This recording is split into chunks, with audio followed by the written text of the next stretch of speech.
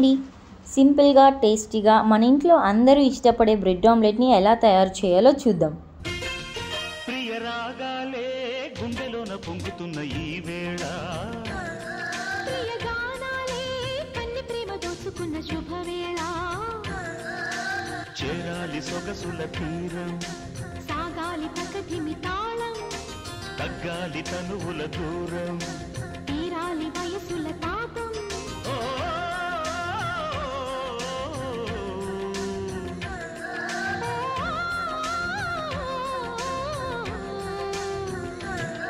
ప్రియ రాగాలే గుండెలోన పొంగుతున్న ఈ వేళ, ప్రియ గానాలే కన్ని ప్రేమ దోచుకున్న శుభవేళ.